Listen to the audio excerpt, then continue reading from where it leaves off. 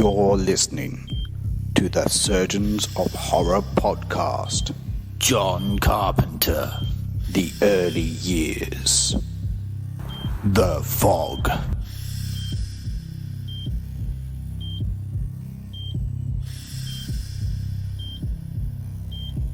Welcome to the second season of the Surgeons of Horror podcast. Its purpose is to look into the horror films, dissecting them one screen legend at a time.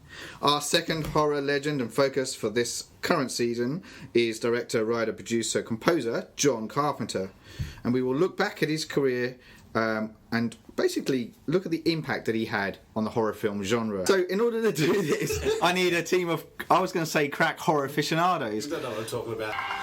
So there's myself, lead surgeon Paul Farrell, and I'm joined to my right by the big cheese Anthony Yee. Hi. Although it's got the image there of the new fog. Sorry, The big cheese. Bullshit. And on my left is Ben Skinner. Good morrow / Arvo. Whatever your day is, the time of day is when you're listening to this. In Mexico or Russia. Cool. Okay, so we're going to look at, this is our fifth instalment of the John Carpenter early years, and as Ant has introduced with the music and the theme of, we're going to talk about The Fog. The Fog. The Fog. Now, have you watched this? I've seen it. This one I've seen, but I've not refreshed myself. Was it one of, so you'd seen it prior to rewatching it recently? I think, again, because as the remake came out, you got excited, you bounced off the walls. I did. Said, John Carpenter's The Fog, John Carpenter's The Fog. When I calmed you down, you told me John Carpenter's movie The Fog is a classic. And I'm like, Yeah. okay. I waited for the DVD to come out of the remake, saw the remake, said, that was shit, Paul. I said, see the classic. And I did. I said, that's shit too. No, but the remake was pretty awful, but yeah. Who was in the remake? It was the girl, Smallville guy. There was a girl from Lost. She first became famous on Lost. As in like Elf Girl from Lord of the Rings. No, not Elf Girl. The blonde one. The blonde one who gets Pregnant. She's kind of a bitch. Aussie. She's an Australian. No. She's the one. She has a brother, and they have a really odd. This is great. Oh, kind her. of relationship. Oh, yeah, but she was not in Lost for long. No, they killed her off because she wanted to be taken. Yeah. But she plays an 18-year-old girl, and she's clearly not 18. Yeah, that's right. And then the Fog came just before after that. Yeah. I'm glad we took us 3 guesses. I don't know what her name is. Yeah, She didn't really do much. So you were saying that so you watched it for the first time after the remake? Yeah, after the remake, I saw that for the first time, and Okay. then I ended up losing the DVD for the remake, but I have the original, and I saw it last year again. Okay, Just to remind myself. And I've done a refresher. Yeah. So, and for you, Ben, where are you coming into this for the movie? Yesterday. Yeah, this is the first time yesterday, and I usually refuse to watch those remakes unless I hear good buzz. Yeah, so I saw the Hills Have Eyes one. Yes. I didn't mind that one. I actually think I might have That's mentioned not so that bad. Have you not Yeah, seen you the did. original? in the podcast. Until Sorry? yesterday. Did you not see the original too? No, yesterday was the first. Oh, so that's what I was wondering. You said, it's awesome. So I'm coming in very fresh. Oh, Yeah, cool. Yeah. No, that's good. And obviously, I'm a hardcore John Carpenter fan, so I watched this when I was 3 or something stupid. Your parents have a lot to answer for. No, I was a bit older than that, I think. It came out, 1982? Anyway, I have to look. No, wasn't that the thing? 82 is the thing. Yeah, so it would have been 1980 then. It would have been Oh, there you go. a couple of years before. So anyway, so look, we, as is the case when we kind of look at these things, we kind of go through the plot and narrative of the film, and we kind of goof around, talk all over it as we go through it. And I can see that Ant's riveted at this prospect. So we open, actually, interestingly though, on an Edgar Allan Poe quote saying, "Is all we seem or seem but a dream within a dream?" Oh, okay. Apparently, that was there on Deborah Hill, producer's request. Wanted to have that. She was heavily influenced by Edgar Allan Poe, and this is used within it. So, but that automatically got me posing questions when I was rewatching it, going, so what are we meant to believe, that we're watching a dream within a dream? And in a sense, like, we open up with somebody telling a story, and then we then fall into that. We get the story kind of opening up doors to other avenues, but I don't know. Maybe I'm reading too much into it. I never got that vibe at all. Yeah. No, well, that's what I'm wondering. It feels like a Nightmare on Elm Street. Yeah, exactly. Yeah. Inception. Anyway, yeah. Anyway, so we have a similar kind of opening to Halloween here. Remove the jack-o'-lantern and stick a fob watch in there, set on a black background. Before we then kind of pan out to reveal some kind of kids in the background, and there's this kind of captain seafaring kind of bloke who's what's his name? 2.0. Sorry, you're about to describe what happens in this scene here, but it was such a great way to open the film, I thought. With the retelling the story around a campfire it's like, thing. Oh, that's right. It's like that's why it's very Jaws, isn't it? Yeah, it's like the Indianapolis speech from Jaws, but the dude is creepy as fuck. And like, if it just goes to show like the difference between films made back then and now. If it was made now, I mean, it was made recently, but you would have shown that as a whole prologue. Everything he's describing, rather than just hearing that's right. Imagination. That's right. Scaring the shit out of the kids in the process. yeah. So which is what he does. This guy kind of retelling the story about an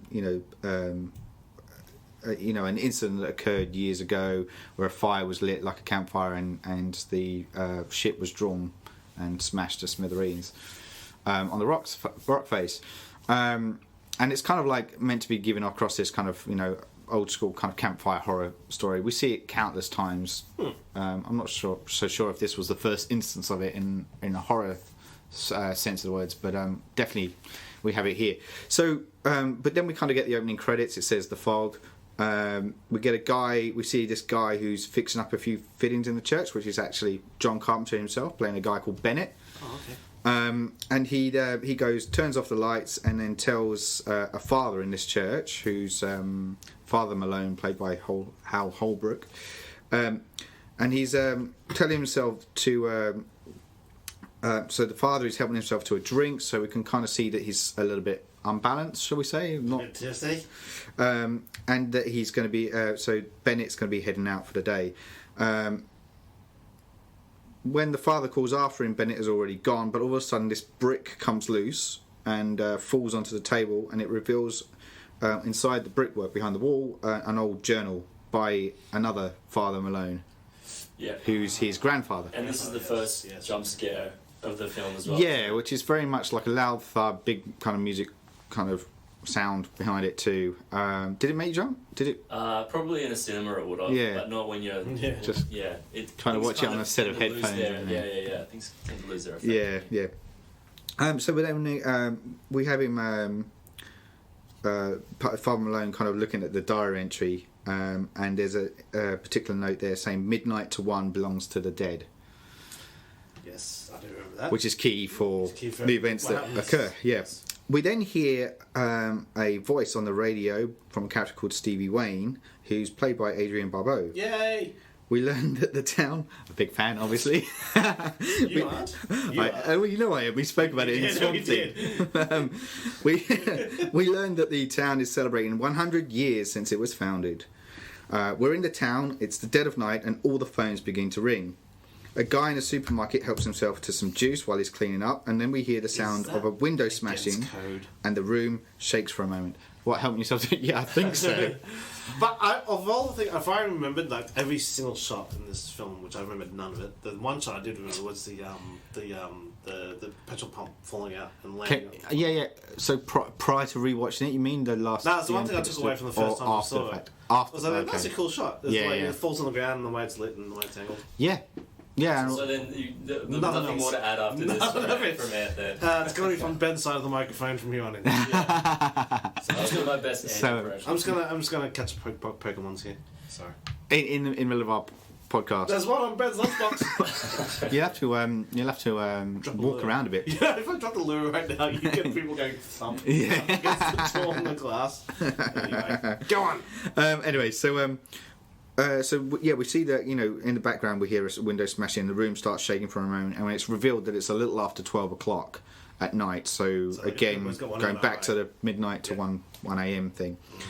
We get that shot that you were talking about, where we see these lights going back on at the petrol station before a gas pump pulls itself off the mount. Sounds just as bad. As it's leaking fuel. Funny sprays everywhere. Ed's doing that exact thing right now. Yeah, if you could just put that away, put your pump away. And then we get this car in the background that's being lifted by a hydraulics machine, while outside a load of car lights go on and the horns are blaring. With that shot that you were talking about too, that's all done, and I'm not technically minded, but it's done where you can see both foreground and background in the same shot. The idea being that you can see the pump and then the car lifting up as well at the same time. So does that mean it's been stitched together? No, it was a particular lens that they were. It's a strange dimension because there's a couple of ways you can do it. Carpenter mentions it in this film and says, you know, it was the first time he probably kind of handled that, and he's quite proud of the way the shot kind of came out. I'm pretty sure it's Nazi who mentioned that. Well, you have to look it up. Which he patented, and nobody knew how he did it for years. Ooh. Anyway. So we then get to see a character called Sandy who gets up to investigate the noise, and her TV comes on, and then a chair moves by itself. So kind of very kind of poltergeist type territory. Pre-poltergeist. Ooh. And then we then cut to a car that's driving along the road, and inside the guise, a guy called Nick Castle. Character name's Nick Castle. Is he? He's the guy who played the dad of the girl who killed herself in Lethal Weapon, right? Yes. Yes. Tom Atkins. I remember thinking he's not the lead. He's usually the father of the girl who gets killed. But this back here is young-ish. Yeah, youngish. He's the lead in this. Yeah. Or. He's one of well, no, it's not. Adrian Barbeau's technically the lead. It's a bit of an ensemble, isn't it? It is an ensemble cast. Yeah. It's Nick he plays the lead in Halloween 3: Season of the Witch. Oh, okay. Among other things, but which we'll get to down the point. So anyway, he's driving along, and we see him pick up a hitchhiker. Don't do that, kids. And unless it's Jamie Lee Curtis. And it's Jamie Lee Curtis. Oh, well, apparently, that's a coincidence. Yeah, who's playing a character called Elizabeth in this. She's now 20 now. Yes. Yeah, she's quite a bit more older, like playing older. Yes. Was a teenage girl. Supposedly more mature. Yeah. Would you say? Yeah. I think. Yeah, well, I got the impression she was mid 20s at this point. Yeah, and she says to him, "Are you weird?" Yeah, that was an interesting line. Which was weird. Yeah. I liked it though. Very few people know that if been confronted by a murderer, if before they murder you say, "Are you weird?" they can't kill you. Oh, is that right? That's the thing. Yeah. Is that like calling shotgun to get the front of the car? When you get in the car, you go, "Are you weird?" Oh shit! That's right. You can't kill me. Can't kill me now. If he had said no, that would have set off alarm bells. But because he says yes, she's like, yeah. That was a trick question. Yes. Yeah, that's it. And he knew it. He knew how to get out of it. Ask, grass, or cash. What she was actually asking in code was, "Will you sleep with me?" Yeah. Which we found out later on. We're like, what? Anyway, we'll get to that. So suddenly the car windows smash and he pulls over and the car lights dim and flicker before they then just decide to drive on. Are you weird? My car is. Don't you think they could have thought about that a bit longer? Like the windows just blew in. That's all right. Let's go back to my house. You're talking at a time in a country when if you say, "Are you weird?" like people can't murder you. That's true. That's true. We then reveal Stevie for the first time at the radio station. She calls a guy from the weather station, who's played by Charles Cyphers again, who was Sergeant Hackett. Yep. Now, interestingly, his character in this is Dan O'Bannon. Oh, really? Yeah, so they're not really kind of original with their cast with the cast names in this one. When it comes to writing names and scripts. It's like you ain't. Yeah, no. I'm going to call you Paul in this. Paul Skinner. They'll never know. They'll never know. We'll cycle back to it. And then I'm like, I kind of like Paul Skinner. Dan O'Bannon is telling her that there is a fog bank approaching the bay. She announces a fog warning to the boat that's out at sea, and we cut to said boat with three guys goofing off when the fog bank mysteriously appears.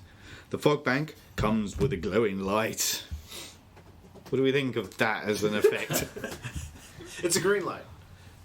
Not really. It's kind of a whitish. I can't remember now. It's like a whitish light. I'm yeah. confusing it with the remake. Because in the remake, the boat was a bunch of drunk teenagers. Horny drunk teenagers on a boat. And then the same thing happens. Yeah. The fog comes in and goes, so alright, let's go. Is this 20 beers. Just with these guys, were they actually fishing or they just go out to sea and get shit-faced? I think they're supposed to be fishing, but they go out and get shit-faced. So they're just getting away from the wives. Yeah. It's the perk of the job. That's it. What can go wrong when you're in the middle of the ocean? We didn't get a very good catch tonight. Although, what can go wrong? I can tell you what can go wrong. Paul, tell them what can go wrong. So, I can tell you. The fog envelops the boat and a pirate ship appears.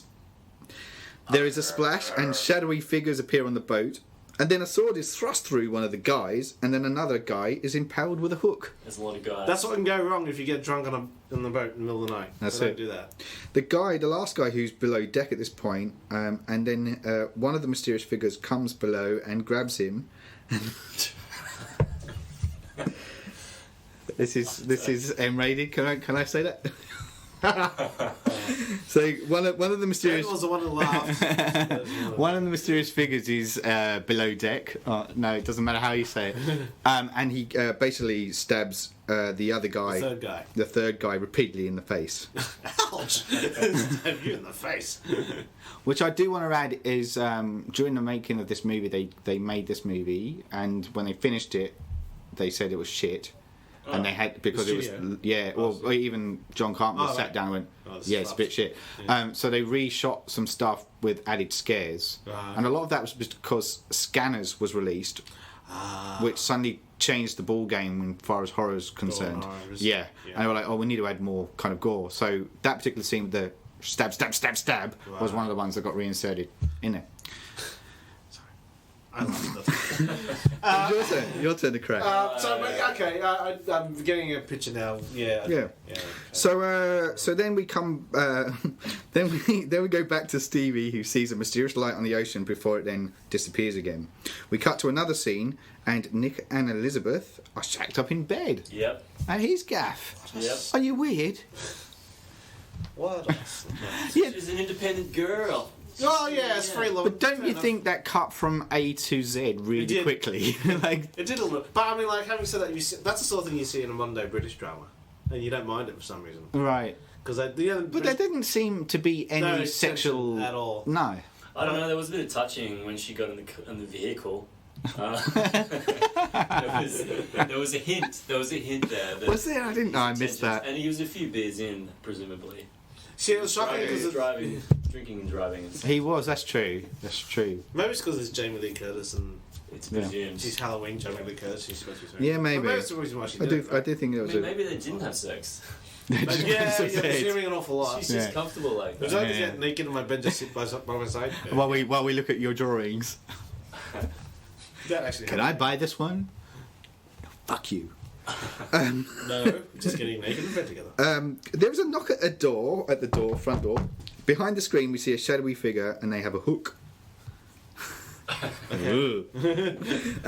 He goes to open the door, and just as he does so, the clock face smashes, and it's revealed that it's 1 a.m. And when he opens the door, the figure is gone. The figure's gone. Fuck. Seriously. So is it right on the stroke of 1 a.m.? Right on the stroke. 101. Because he's saying to his ghost buddy, he's like, I'm just gonna kill those people up the street. I said, dude, it's like 2 minutes to 1. I won't be long. No, be fine. Oh, right. Oh fuck, he's taking from the answer. Oh shit. And there's a guy back to the ghost ship, like told you. And he looks down, and there's a box of milk tray on the floor, which only British people will understand. Big blanks on this side of the table for Benzine. Okay. We find now it's morning, and we have this boy running along the beach. He finds a coin on the rocks. The waves come in, and as it goes back again, it's revealed to be driftwood instead, with the words Dane written on it. D-A-N-E. D-A-N-E. And then the music flicks on. Mm-hmm. Okay. The boy runs to the house, and it's revealed that it's Stevie Wayne's son. I say Stevie Wonder. Stevie Nicks' Wayne's son. Stevie Wayne Wonder. Selma Blair played this character in, not the boy, the mum in the remake. She should have played that's all I remember. She should have played the boy. She was played the boy. She's kind of got Selma Blair Hellboy. Yeah, yes. she was in Hellboy. Yeah. Yeah. That one. What happened to her? She's gone off the rails a little bit. I heard. Oh, really? Okay. I've heard. I could be slanderously. You could be. You could be getting a lawsuit. I could be in a lawsuit. We'll be writing it. Yeah. Fuck you, Ed! You know nothing! Selma Blair's my hero! So anyway, so when the Ghostbusters now, the sort of shipping coming for that. So when the boy returns to the house, he wakes his mum up. And actually, no, I wanted Selma Blair because in this scene in the remake, Selma Blair's in like a shirt and just an underwear, and it looks really good. Like, okay, she I pulls get off the that look, you know. Yeah, it's like, oh yeah. So that's where we lost you for a bit. That's why. Why did mine go there? That's why. Silver Blair. So either way, this character in whatever version so far is just really hot. In which version are we talking about? Both versions. Both versions. Yeah, totally. But don't you think Ant's hotness approval? Does Selma Blair do the voice though? Does she pull that off? Because part of the appeal of Adrian this. was a radioactive J, wasn't it? Yeah. It was like, and she's been used a lot, and like even more recently in Tales of Halloween, which we kind of both watched. She's the narrator to that too. It's a bit of a. No, so someone her does voice the is radio DJ voice. Yeah. Adrian's got the whole "His pipes are steel." Yeah. It's really good. Then we get cut back to Nick, who's now at a wharf, and he's the one that's trying to figure out, hey, the boat's disappeared, it's not come back, where's my mates? So he's kind of leading the investigation of what happened to the fisherman. We then also meet Kathy, who's played by Janet Leigh. And she seems to be great. Thanks, guys. It's like we both knew this. Yeah. We're doing our best. Stitch it together. She seems to be overseeing the proceedings ahead of the town's 100-year celebrations, but confusingly, she's not the mayor or anything. She's kind of like an estate agent person. Why does she have like an assistant? I don't know. It's really odd. It's a small community. She takes on extra work. Maybe. She is the Natalie Bison of this place. That's an in-joke between the three of us. I know. Yay! Hi, Nat. I don't know where to go with that one. So I'll go back to the movie. So we go back to Stevie, and she's driving along, and she hears on the radio about the boat and that it's lost at sea. Cue going back to Nick and Elizabeth again, who are now on another boat in search of the seagrass, and that's when they discover the boat in question, the seagrass, and it's empty. Or is it? The Mary Celeste. Yes. Or is it? Or is it full of pigeons and pigeon poo? No, it's not. So Kathy and Sandy, so Sandy, the assistant to Kathy, turns up at the parish to talk with Father Malone, and Father Malone then shows them the journal that he has discovered. He reads from it. So we get kind of a bit of background here, where it's discovered that there were 6 founders of Antonio Bay, including Malone's grandfather, and they deliberately sank and plundered the Elizabeth Dane, a clipper ship owned by Blake, who was a wealthy man with leprosy who wanted to establish a colony near Antonio Bay. The 6 conspirators lit a fire on the beach near treacherous rocks, and the crew of the clipper, deceived by the false beacon, crashed into them. Everyone aboard the ship perished. The 6 conspirators were motivated by both greed and disgust at the notion of having a leper colony nearby. Antonio Bay and its church were then founded with the gold plundered from the ship. So this is all the kind of big dick move. Yeah. So this is all the kind of the premise of why these events are now occurring. Yeah. Elizabeth seems to reckon things. So we're going back to Elizabeth on the boat with Nick. She reckons that things are going wrong since she arrived on the scene. And I quite like this line. She says, "Things seem to happen to me. I'm bad luck." I think that's a knowing nod to her role as Laurie Strode. So it gets a giggle. Yeah. It gets a giggle. So after telling the story, Elizabeth then has a corpse fall on her. Hey. See what? But it's the double fake out. It's the jump scare. Yeah. And then the real jump scare. That's right. So what we have is like in the closet, the handle starts to shift. So we know something's about to happen, and then the shelf falls down, which is the scare, and then all of a sudden the corpse comes out and goes, "All right, let's go." It's the switcheroo. But yeah, we're a double whammy. Change up. Which did actually scare a lot of people in the cinema when it was released. So we then go back to Stevie, who turns up at the lighthouse, which is home of the KAB radio station. KAB. So at the same time, Father Malone kind of becomes a bit distant, and he starts going, "There's a curse on Antonio Bay. We're all cursed, all of us." Back at the radio station, the driftwood starts to leak water, and it appears that there's the inscription has changed, which now says 6 must die. The water leaks onto some of the equipment, causing an electrical fire, and when Stevie puts it out, the words have gone back to normal again. So a bit of a weird kind of illusionary thing. And my query around this, though, right, is that this is happening outside of the 12-1 curfew. Yes. So they're breaking barriers. Yeah, what's that about? Yeah. I can imagine a script meeting you'd want to put that up. It's like, there's got to be rules and you're violating your own rules. Yeah, I just found that stood out to me. But Or am I being too... Why are they coming back in general at this particular point in time? Is that revealed later? Because I completely forget. Why are they coming back? To get revenge on But the why getting Six. revenge now as opposed to... Because 100 years. It's 100 years, okay.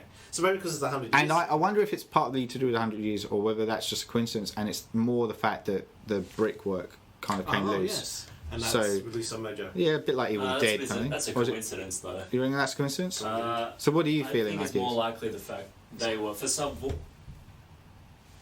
I take a photo and they just stop talking.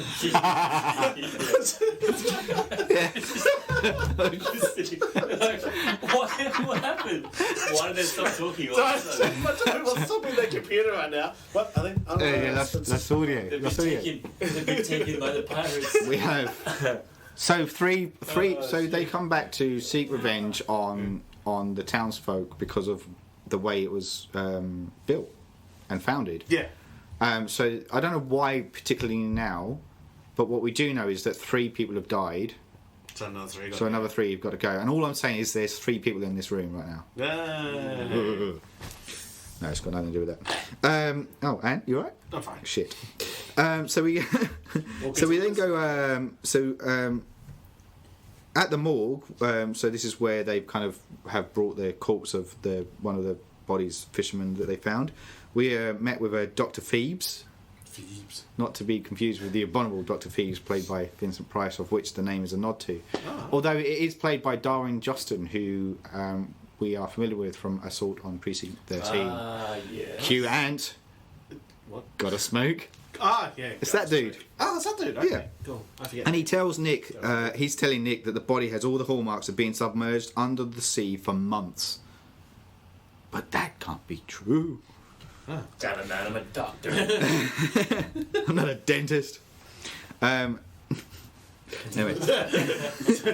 No, you're not. No, I'm not. Oh, we're mixing IPs again. Yeah. Nick notices the drop in temperature at this point, and the body of Dick Baxter comes to life, picks up a scalpel and approaches Elizabeth before just stumbling to the ground. I remember this being scary.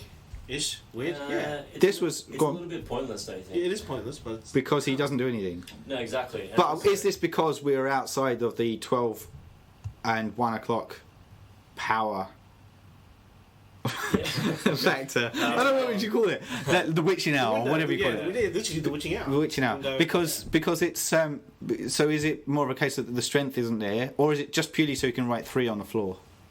And he was trying to start a new game of hopscotch. Why wait till now? Like, yeah, he could have done it earlier. Got it in for Jamie. He doesn't like it. Yeah. Then everyone does. So I did find that a weird moment, and also I think this was another moment that was added to after the film. Right, that's makes okay, sense. that makes sense. Because So, it is violating the rules, as you're saying. Yeah. So not being clear it as just, to but I did find that a bit odd that kind of occurred, other than to just scare people. Yeah. And as I said, he writes the number 3 on the floor, indicating that there's three more 2 more to victims. Go. Or yes, 3 have been killed. 3 have been killed. Or 3 to go. 3 to go. Well, there's 6 people that are going to die. 6 must die. We've been What's the 3 prophesized. for? So say that 3 have died. Or 3 at a time. Or It's a classic thing you do in cricket when you bowl, Yeah. you bowl and you say how many left umpire is 3. Is that 3 to come or 3 to go? Bum, bum, bum. yeah, it's great. So Just confused. The yeah, we have. You're like, what's cricket? And we're huge in Mexico, so. Here we are. We are huge in Mexico. Actually, What is that about? I mean, we love you, no, Mexicans. I'm not saying don't turn away. We're not questioning it. But it's That's interesting, what the isn't it? Selma Blair fans are in Mexico. That's what it is. Freaking awesome. Yeah. Totes agree. Which we should probably do. If that's the case, we should do an alternate Selma Blair podcast on what? Selma Blair. Someone Blair. I was going to say on Robert Rodriguez personally, but you know. Yeah. Oh yeah. All right. Go on. Anyway, I'm up for so that. Nick notices. Sorry, he's done that. So this is where we also cut to a scene which is like in a pub scene where so night's descended and Kathy learns the death of her husband. Nick calls up the radio station to ask about the fog. All of this bit, all this kind of chitter chatter, it's all kind of a bit of a dialogue scene. It's all done in one take. I don't know if you guys noticed that. Yeah. Cool. Which is Because everyone kind of leaves, and it leaves Nick and Elizabeth propping up the bar, and then then follow Nick to the phone, and then where he makes a phone call, all done in kind of one take, which is kind of interesting. Kind of. Actually, after seeing how long I probably should have re-seen this film to see how he's doing. It's changed. Should have watched it. I think you raised the point. Covering a lot of pages of dialogue at once. He does it a few times. Yeah. As well, he does. That's right. So Nick calls up the radio station and he's asking Stevie about the fog. And at this point, we see the fog is starting to drift back into town. We then go back to Dan, who's the weather guy, who phones Stevie to warn her of the fog bank. The lights go out at the weather station and the fog appears behind him. There's a knock at the door and Stevie warns him not to answer, but he does so anyway. He's a right dick in this scene. He is. He does that whole kind of, hey, what is it he calls her? Hey, darling, there's people at the door again. He does a whole... I noticed, like, all due respect to Charles and the actor, but, like, I found that during this bit, he's doing a lot of dialogue straight to camera. When he's talking to her on the phone. Yeah, there's kind of a lot of that going on. I don't know if that's intentional or not. Okay, 440. Yeah. So it's kind of like... He's looking, like, just off the side of the lens. Is that what it is? Yeah, I think. Because it felt to me like he was looking straight down the barrel. He's trying to, like talk to her but visualise... Right, okay. So anyway, so he answers the door, and of course then a hand then comes around and he's stabbed in the throat and pulled away, leaving a shocked Stevie on the other end of the line. She starts calling out for the sheriff to call her over the radio, and as he gets called away from because there's not a procession, like an announcement, town announcement happening at the time to welcome in the 100 years celebration. And the sheriff is called away from that. He picks up the phone, but just as then the lines go down and all the power goes out. Fucking bastards. It's getting intense. He is, man. And then Stevie sees the fog approaching the shoreline. She runs down to the generator to get the power started. She's worried about her son Andy, who is being looked after by his sitter Mrs. Kobritz. The fog begins to descend on the house. There's a knock at the door. Mrs. Kobritz tells Andy to go to his room. She answers the door, and as Andy goes into his room, Mrs. Kobritz is dragged away. She's number 5? She's number 5. I remember that. He doesn't see it happen, does he? Number 5 is not alive. Yes. Dead. Down and out. But he doesn't see it happening. But then we do go back into his bedroom, at which point someone starts to break in. Just by a bit of luck, Nick arrives on the scene in his car because he hears the radio call from Andy. He knows exactly what he knows. He does. He goes, I'm going to go that way. Yep. Breaks through the window, gets Andy out of there. At which point Elizabeth then tries to drive off, but it seems like it's been stuck by an unseen force. But they do eventually tear away and escape. I do want to add that this scene, as John Carpenter admitted, is ripped off from X the Unknown, which is a horror film. Yes, get in there. Did you pick that straight away without being told? No. Oh, okay. It's been a while since I've watched that movie, which I think you'd like because it's more sci-fi bent than horror. Alright, cool. So what part was stolen? Just the car getting bogged? The car not being able to move as things are approaching towards it, and then finally kind of getting out. And it's more the shot as well with the tyre spin and stuff. So there's a lot kind of literally shot by shot ripped. Okay. From it. Says on the storyboarding. So at this point, yeah, exactly. Just watch this. Yeah. Do that. That's how Michael Bay makes his entire. Well, like it's just stitched he openly admits that he lifts a lot of stuff from Howard Hawks. Like there's a lot of stuff, and he says, "Yeah, I took that from that. I took that from that." So he's not shy with. I know, a billionaire. So fuck yeah. I think this is a good point too. I watched the extras on the DVD that I had of this, and they do this. There's an extra that's where they get him to kind of do a bit of I think they call it a scene kind of discussion. So they like basically get him to in an audio commentary, but you're actually watching him watch the movie and he's talking about it. Yeah. But what they've given and on the film itself is they've done a pan and scan job on it. Oh, yeah. And he shot the whole thing in CinemaScope, so it's meant to be done in 619. And the first thing he picks up on is that, and he kind of looks at it. What the fuck is this? I know, he kind of does. He kind of goes, "Oh, all right, okay." I can't see. So he goes, "What you would see if this was in the," and he kind of looks at it and he goes, "Well, it's your choice. It's your product. If that's how you want to deal it." And then kind of goes on again. I was like, bloody hell! And then he just ends up talking about pan and scan, like the whole time. He keeps going on about it. Yeah. It's like anyway. So anyway, that's what I have to say about aspect ratio. And there's a point also I don't know why they left this in, but there's a point in it where he stops and goes, "How much further do you want me to go on about this?" And there's like a quick cut, and then he's carrying on again. I'm like, oh, it's brilliant. Priceless. It's almost like the band and like goes, what the fuck? Anyway, it just cuts to... I loved it. Okay, so then we go back to Sandy, who's driving Kathy home at this point, and this is where the fog starts entering the town, and going apeshit. we hear the via. Angry fog. Gonna get in your face and do stuff. So we hear from Stevie that the only safe haven is the church. Of course. Of which we then get Sandy, Kathy, Nick, Elizabeth, and Andy arriving at the church. None of the other residents. Everybody make else is dead. because of budget reasons. They've only just got the main five. When I say it's a small town, I'm not fucking.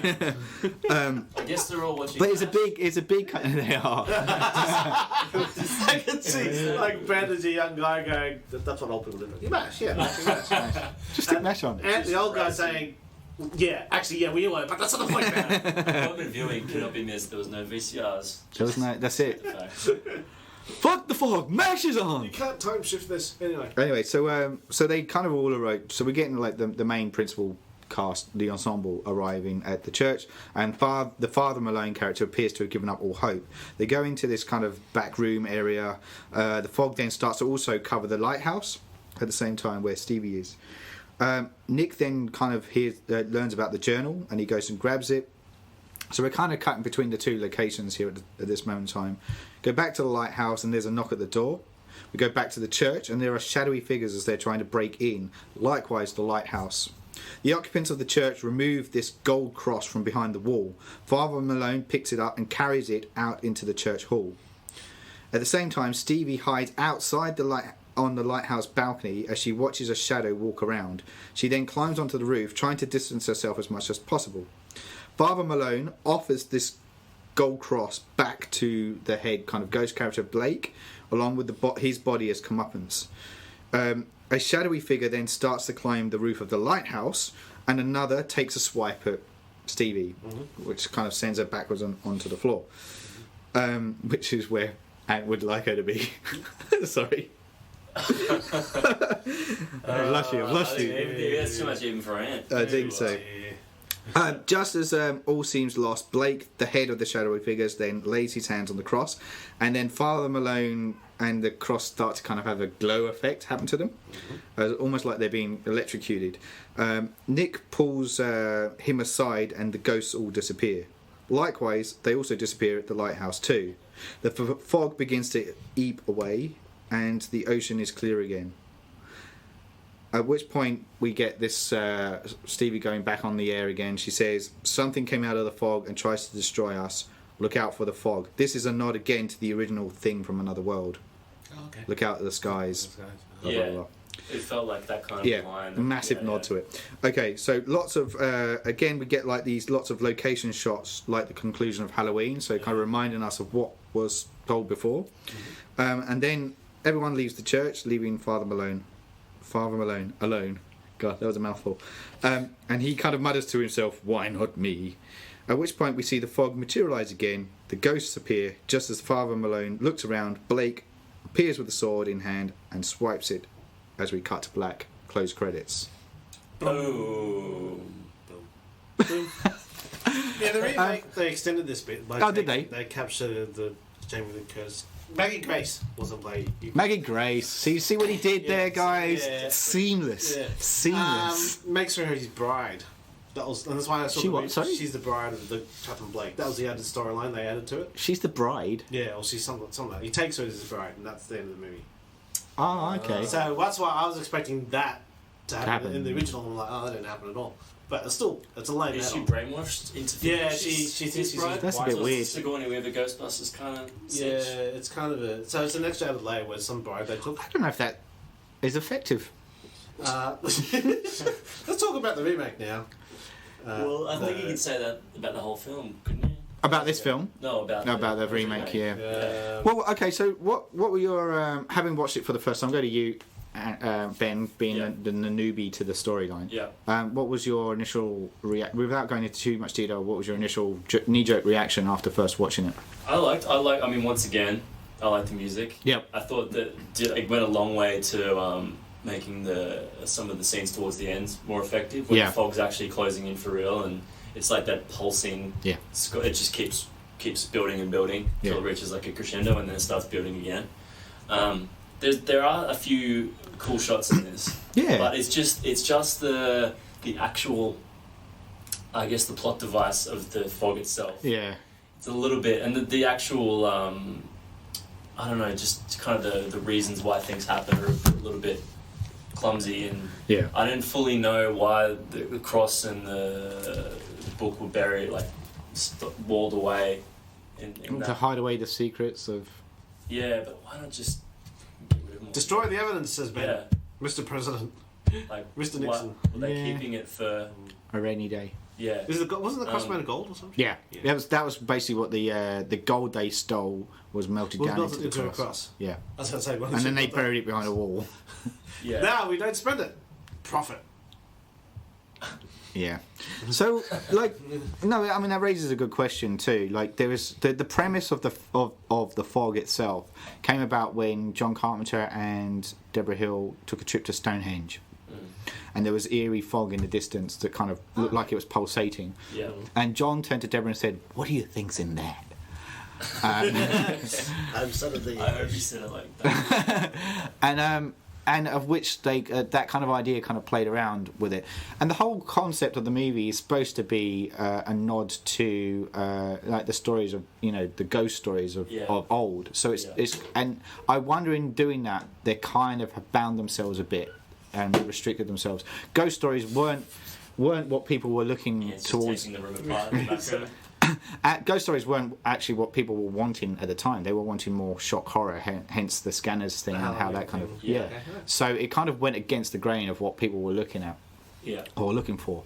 And if you can cast your mind back to when you first watched it, not recently watched it. What was your reaction? Having also you're coming at it from watching remake, then this. Yeah, I didn't like both of them.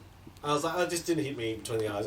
The thing about the fog, like, great idea. Yeah. Because, it is something that's relentless. You don't know what's coming out of it, but it didn't quite.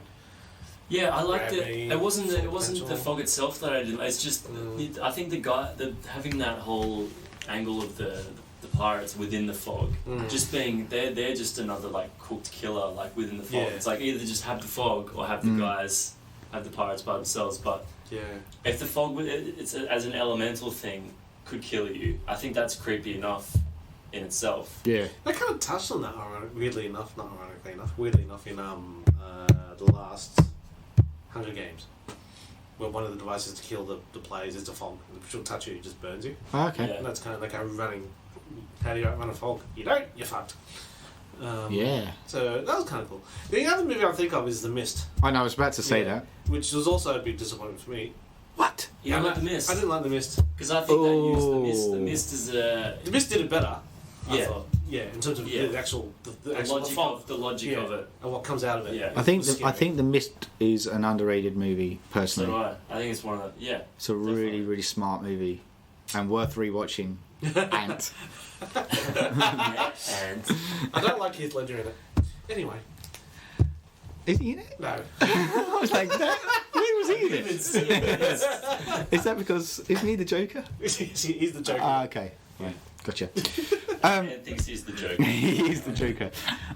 Cool. All right. So, and I look from my point of view, it's a weird one because I don't think it's up there with his best. No. But it does have this kind of feel or something that pulls you into it. I think the script's good. I like the characters. Yeah. I think there's some good... There's no one that I really... Like, there's one or two annoying ones, which you tend to get, but... It's a bit, but it's got this good ensemble thing going on, which he does lean towards anyway. We kind of see that a lot more in his later work, I would have said. Yes. Than in the earlier stuff. Yeah. But this is an indication of where he's going with that, I feel. Well, and I think this is a good point to kind of talk about the players of the piece. We've got the lead, which is played by Adrienne Barbeau, Stevie Wayne. We were, as seen her already in full glory in Swamp Thong. Swamp Thuggers. The porn version. Can we do the porn version of Heavy be one of the films we talk about. No. They're probably because they already exist, and to be fair, they already exist. That's why can we see them? Can we talk about them? Would we have nothing to talk about, or would we have too much? I don't know. That's a good point. I can see you getting into that genre of I can see Ant being very, very homely. I'm not saying making it. I want to do a podcast about seeing. I get you. I want you to make it. I want you to be the Yule Bowl of. You bowl of porn films. That's like when it's food spoil. Aim high. Aim high. That's it. You bowl porn. So what I was trying to say is that we've already seen her in Swamp Thing and Someone's Watching Me, which Ben and I discussed prior, and then this movie as well. So it kind of crowns the trio of the movies that we'll probably focus on her in particular. Escape from New York. Oh yeah, an Escape from New York. We'll also see her in Escape from New York. So. But what do we think of her performance in this? Like she's gone from Someone's Watching Me, which was a support role, and it's probably the first instance where she's meant to be a lead, albeit a lead of an ensemble cast. Yeah. I didn't notice the voice until you pointed it out, but she does have a good radio DJ voice. Awesome voice. Yeah. So have her talk to me at night. I tell you. Yeah, she did love song dedications on mate, she's got the voice of an Asian. In joke. But she's a lot of in jokes today. There is. Yeah, well, we do apologise, listeners. Good. Yeah. Good. You want to get higher pitch? You went all Larry David. You did. Pretty Ben. good. Pretty good. Yeah. Ben. Ben.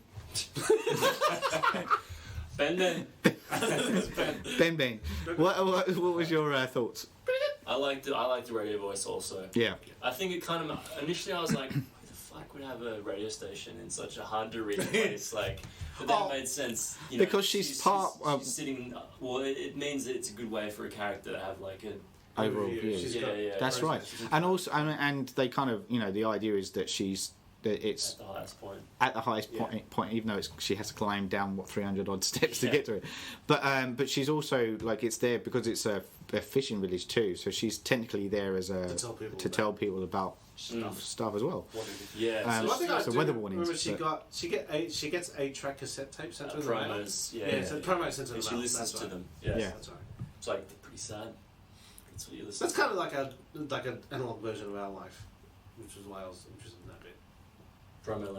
Being given shit and having to be forced to listen to it. The things that people think just appear out of nowhere. Yeah, someone's actually going to make them. Hey, listen to this. Listen to what I got here. Can I ask a question? Where was this filmed? Where was the It's north of San Francisco, but it's quite close to where The Birds was filmed. Just a bit south of that.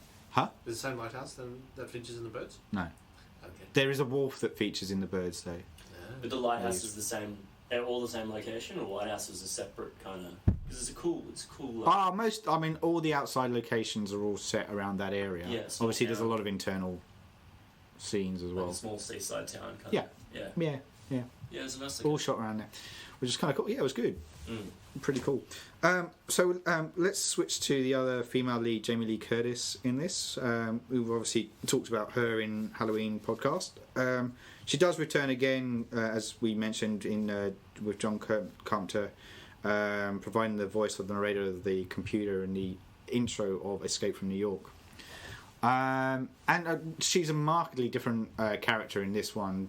How do we rate her as her role in this? Meh. I don't think she gets enough. She probably doesn't just get enough scenes. Yeah. Really. Okay. Like before the shit starts going down. Yeah. But she's definitely more confident. She's definitely a lot more confident. Yeah. She is initially, and then she kind of just turns back into that damsel in distress kind of. Yeah, it's weird, isn't it? Like her role kind of doesn't do anything really. Like it is wishy-washy, meanders a bit. It does into something interesting, which is sleep with a guy in the second scene that she's in. Yeah. That makes you okay. So what's that about? And then everything else is just. It's alluded to that she has a past that she carries with her, which is all kind of interesting, but then nothing gets revealed or explored. So. For me, it's a weaker character of the group. She ends up just following him around for the rest of the movie. Yeah. Whereas, and that's what was great about those early scenes is that she seemed like a strong independent woman. Yeah. Which is odd too, because both Deborah and John Carpenter are known for writing strong female roles, and maybe it's a case that the Stevie Wayne character is so strong that it kind of doesn't leave much room. She was married to John Carpenter at the time. Hold on. Yes, Adrienne Barbeau was. Yes. So this has been 2 years since Halloween. Yes. So those 2 years he dumped Deborah Hill, married Barbeau. Yeah. Oh, right. Yeah, he's not curious. Yes, it is. Thanks. It happens. Yeah. Yes, it does. Man loves a woman. Sometimes falls out of. But they still work together. How weird is that? Because they had a really good working relationship. Yeah. I thought I struck on a good theory, and then it was quashed. And I'll explain it right, because I was like, John Carpenter did really well up to a certain point, and a lot of that was he was teamed with Deborah Hill. Right. And I was like, was it a point where that relationship broke down as far as working relationship, that it all went sour for him? But then I looked on the credits and noticed that Deborah Hill also produced Escape from LA, and I went, oh, okay, that theory's quashed. Yeah. Yes, But maybe, I don't know, maybe it's just, trying to... That's a different beast. Yeah, but I do wonder if that's where things started falling off the wheels a bit. I think people sometimes there's just a particular point. Nugget of chemistry. Yeah. Like when you're at your most productive. Yeah, that's true. You're on fire. Filmmaking is like you're like an athlete. You have your peak years. I feel. Yeah. But the most famous husband-wife team I know of is Cameron and Galen Hurd. Yes. And when they went their separate ways, they still do good films, I guess, in their own way. But yeah. Chris Nolan. Nolan. That's his producer. And so is Jackson and Pepper Moyes, is that her? Yep. Yes. Yep. Yeah, you're right. Boy, There's a lot. I mean, it happens. She's a screenwriter as well. She works is. with him. I know. And then You kinda need probably that. not a good example. Zack Snyder and his wife. Oh, what does she do? She produces as well. I'm does she? pretty sure. Oh, okay. Apparently, Suicide Squad's quite a surprise, supposedly. It's supposed to be good. Yeah. Yeah, I heard that too. Have you seen the Max Center with the wall? No. It's impressive. Is it? But I mean, I Check think it their out. marketing's been good for that, but they also needed to do well. Yeah. Every decent film needs to do Oh yeah. But this Yeah. one, this is Suppose you're going to shake it up a bit. Let's take a quick look at the other players of the piece then. So we've got Janet Leigh, as we mentioned. Jamie's mum. Jamie's mum. Playing the role of Kathy Williams. Obviously, primarily known for her role as Marion Crane in Psycho. She was also in Touch of Evil, The Manchurian Candidate, and would crop up again in Halloween H2O 20 years later. Jamie's mum. Jamie's mum. Again, like, she's not got much to do in this, apart from be, I guess, the town figurehead. Kind of moving things around a bit. Do you think it's a wasted opportunity for her with someone of her talent? It's just, anyone could have played that role. Yeah. I think it's a nice fan service, but it's not.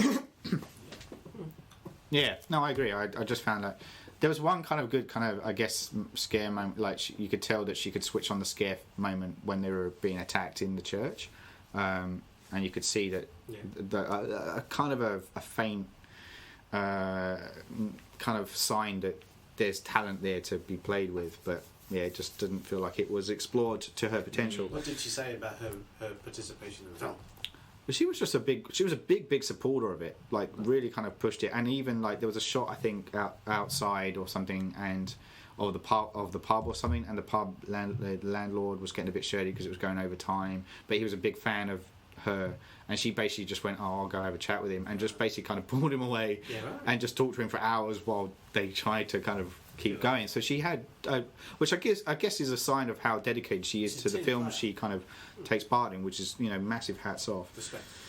So we also had Tom Atkins, who played Nick Castle. It's a good name. Castle. So he played. We kind of mentioned him, before.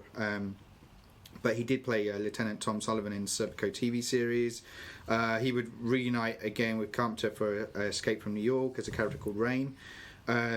He would play Stan, the role of Stan, in the prologue and an epilogue of Creepshow. As I said, he at the beginning of this, he also was in Halloween 3, Season of the Witch, as you mentioned, Lethal Weapon, and he was also in the 2009 version of My Bloody Valentine. Oh. Who's in that one? Do we care? From Supernatural? Yeah, I think you're right. One of those brothers that I would never differentiate. Are you friend of Amy Hutton's on Facebook? I'm familiar with Amy and her passion. If you're listening, I don't Hi, know. Amy. I know you are. How many seasons in now are we? Amy? It's 10 or 11 now. Isn't it the last one? Is this? I don't know, because last one was supposed to be the last one, then extended for another one. Okay. All I know is that, Amy, if I ever love another human being the way you love this show, I will be a very happy man. And I love Sarah. I sincerely Holy shit, woman. Talking about covering your ass. Yeah. Girlfriend. All done. Okay, so then we also Nobody loves another human being the way she loves this show. we also have Hal Holbrook, who played the Father Malone character. Massive name on this. To be honest, considering he's not a big role, not really a big role within it. He plays Lieutenant Briggs in Magnum Force. He played Deep Throat in All the President's Men. Played Dr. James Calloway in Capricorn 1. He was in Creepshow as well. Played Lou Mannheim in Wall Street. Was in Fletch Lives. Played Oliver Lambert in The Firm. Was the Assistant Secretary of State Albie Duncan in The West Wing. And more recently played Nate Maddock in Sons of Anarchy. So he's a big kind of name player to have on this, and he actually said he didn't like this film. What did he do? Money. Oh, I guess so. I mean, it was after the fact. Why did you like the film? I don't know. All I know is that it was comedy that he wasn't. Yeah, probably. That he wasn't a fan of it. Just wasn't. That's all I heard. Wasn't a fan of the movie. Got killed. So he got killed. So, but what do we think of his performance in this? He's essentially there to play the melancholic role. You have to have one of those kind of doom and gloom kind of forces in this. Is it paint by numbers? Do we see that there could be? He doesn't really change. He doesn't really modulate his performance. No, it's kind of just one note throughout. That's right. Yeah. He's got that. Was he meant to be an alcoholic? Or? Yes, he was meant to be an alcoholic. Okay. Yeah. He's like, I'm just gonna get this cross. He has a death wish. Like, he always wants to die. He wants to die. Every He does. Yeah, he is. He's the one that's more. Like, interestingly, like seeing he's supposed to be the closest to God in this. He's the most willing to That's what I mean, give himself up. Like, but like again, a big note to the fact that he did carry that cross and it did look like it was heavy as shit. Okay, that's why I didn't enjoy it. Yeah. You can't have a prop cross. No, it's gonna be gold. They wanted to take it home. They wouldn't let him take it. He wanted to keep that. That's it. It's Exactly. gonna be real. So again, the last couple of people I just want to make a nod to is Charles Cyphers again returning, a bit of a returner for Carpenter's go-to actors. He's the guy that played Dan O'Bannon in this. We've seen him in Assault on Precinct 13, as we said, Sheriff Brackett in Halloween, and we will also see him return as Secretary of State in Escape from New York. We don't need to talk about his performance in this. We kind of already covered it in the fact that he did all the. To me, looked like he was doing the dialogue to camera stuff. It seemed really cheesy, his performance in this. Yeah, it wasn't particularly. No. I think he was actually meant to be a little bit of comic relief. Yes. But, yeah.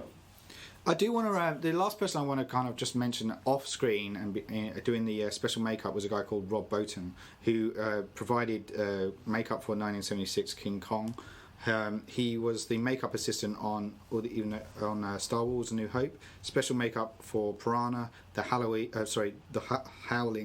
The Thing, The Witches of Eastwick, Legend, RoboCop, 7, Fear and Loathing in Las Vegas, Fight Club, Game of Thrones episode The Lion and the Rose, which was in season 4, episode 2. Just one episode. Just one episode. I've not heard of any of those. No. So what do we think? No. So I just want to do a big nod to him because he was actually. That's huge. There's a bit in it there's a particular character that's in it who, if you're gonna make a franchise out of this thing and want somebody to come back, there's a kind of character that they describe as Wormface, who's on top of the lighthouse, and there's a moment where he kind of turns and you see all these kind of worms crawling out of his face. That's the only time you really see a close up. That's it. Yeah. And to me, it kind of is almost like. A chance there for a potential kind of if they were ever this isn't ever going to get remade into anything Franchise Wormface. But I kind of feel like because like the Blake guy you could have him coming back but if you're going to have like a bit of a monster thing, this is probably an avenue where you could explore that, and it's a pretty gruesome kind of shot that you see, even though it's up for 2 seconds worth. But it was enough to scare the audiences at the time who were kind of horrified by what they were seeing. Was that an insert shot? Huh? Was that an insert shot? No, I don't think that was. I think that one was actually kind of. Yeah. It's cool. I like the flashing red eyes as well. Yeah. There are kind of some. Yeah, there's some cool effects with that, and also like, I mean, the thing is though, it harks to the unknown factor and stuff. So, which I always say adds to the more scary kind of prospect. And I think that could have been explored a lot more if they could have had more kind of moments coming out of the fog. You know, he's already done it with lights and shadow within Halloween, with with Mike Myers coming out of the shadows and stuff. I think if they could have done that a lot more, but using fog. Imagine there's more of silhouettes playing with that. Yeah. I do. I think that could have been stuff. I mean, but having said that, they were experimenting a lot, and fog's always a hard thing to kind of film. Very tough. I'm sure it would have been. tough. I need to watch. Is the doco any good on the DVD? One of them is, like there's one, the audio commentary I didn't think offered that much, but there's another one where they have a lot of the players all talking. Was there a lot of shots where they just reversed the flow? That's exactly what they did, and they basically said to the actors to don't blink, which I would have been useless at, as Ant would know, because when you when you reverse a shot, blinking just looks fucking odd. Yeah. So basically, we're told. It kind of looks how Tom Hanks looked in that Christmas movie that Robert Zemeckis made. That's because they reversed all of that. Polar Express, you're talking about. The Polar Express is when everybody found out the uncanny valley. Yeah, it does. Those kids were freaky as fuck. Yeah. That's the second time. Talk about a horror movie. Yeah. So let's take a quick look at the director's note. As I said, or kind of mentioned, that it was a fairly successful movie. It had to be remade because there was a lack of scares in it, and this was partly due to the success of scanners. It cost about 1.1 million to make. Now, considering that's cheap, but considering Halloween was made for 300,000, this is a big step up for Carpenter at this point. So it was a 2-movie deal with Avco Embassy to kind of couple along with Escape from New York.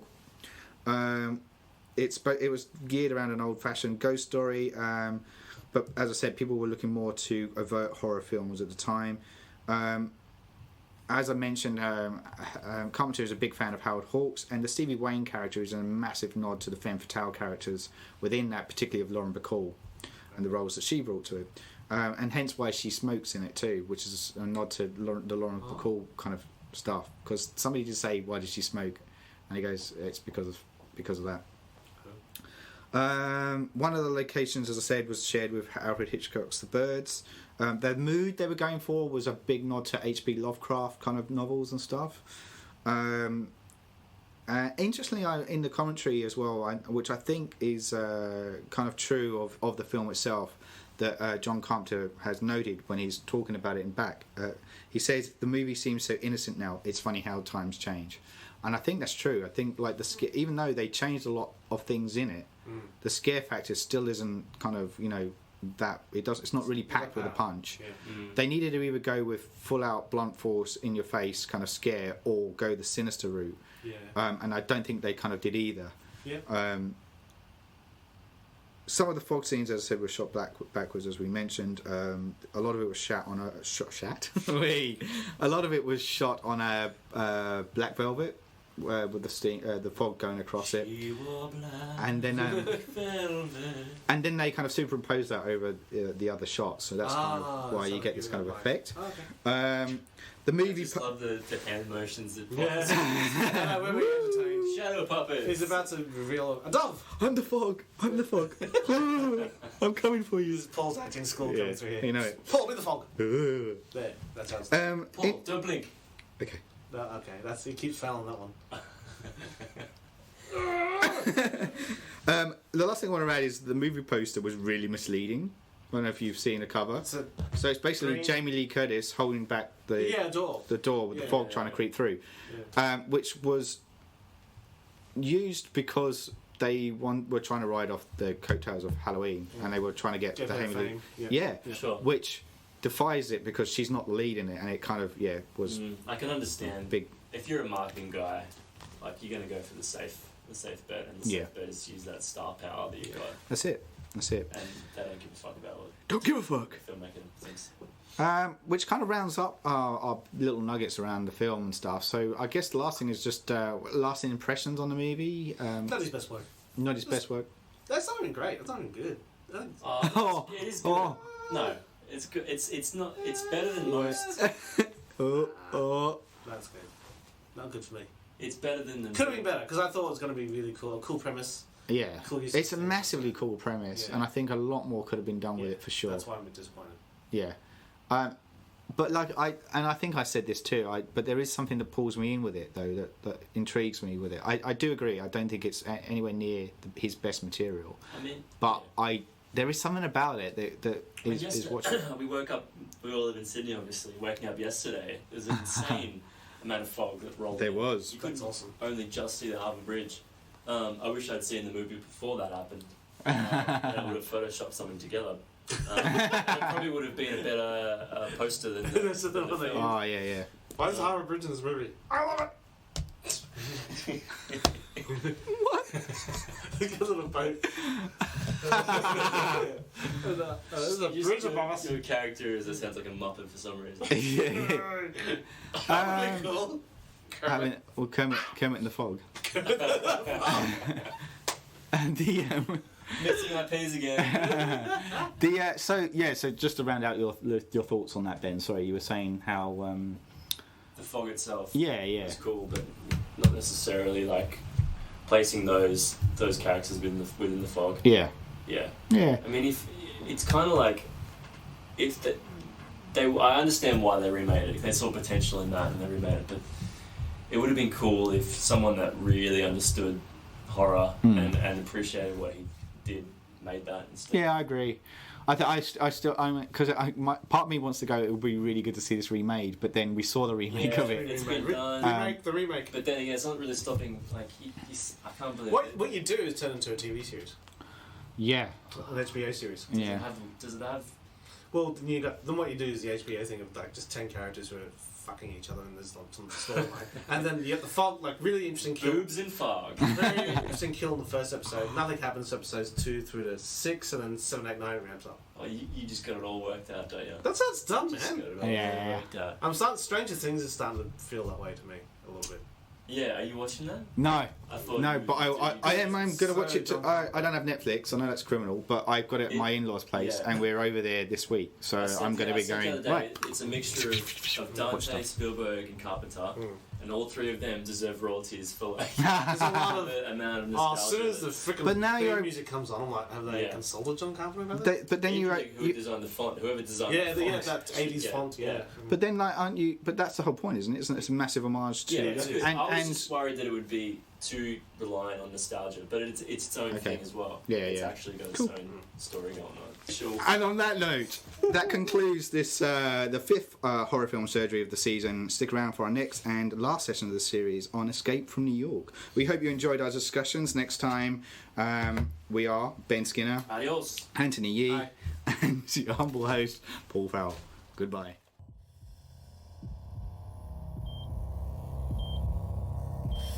You're listening to the Surgeons of Horror podcast.